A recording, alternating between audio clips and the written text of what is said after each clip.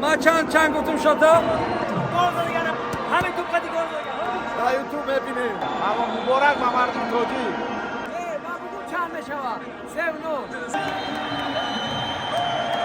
3-9 دوستان عزیز به شما بلیط های ارزان در کور است. با اویاکاسای شانوزه زنگ زنید. مرحمت رقم های واتساپ نو گفتن ماند بلیط ها ارزان و باوری نوک است.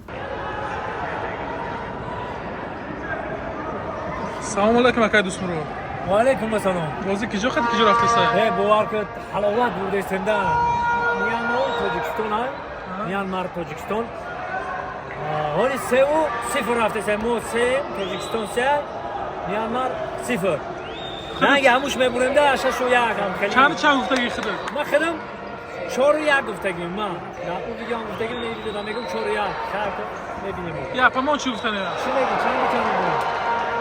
چند میبینیم 4-0 مالده کسی که اگر گفتگی شود تشکیلی تمام میکنم همین زلی مایدمون کو باور که به درجه اولیش بازی دارن به طلبات دنیا جاوگو بازی دارن 5 تا بزنن تاجیکستان به پیش گپ نیست آنها نگاه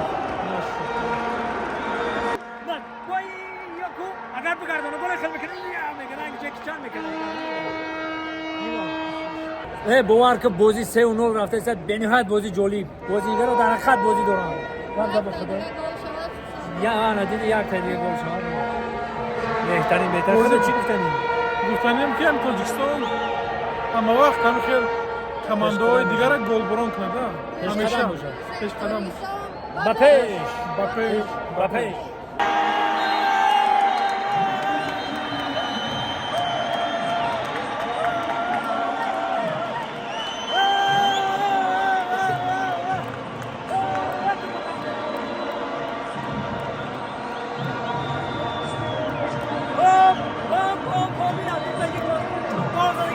همین توپ قدی گل زدم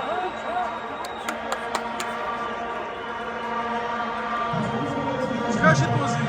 تاجیکستان و پیش همیشه و پیش ما میتوانیم پیروزی از ماست و خواهد ماند تاجیکستان و پیش مبارک شد تاجیکستان چمپیون و پیش اکای سعدی بهترینی بعد 3-9 اونجا تایلند بریم ما بگو چند میشود 3-9 در یوتیوب میبینیم. بگه حسن. انگلیش تماسون خوش آمدی پای خدام خدا کسی آدمشی اما مبارک به مردم توجی. اکای بیروز مبارک شما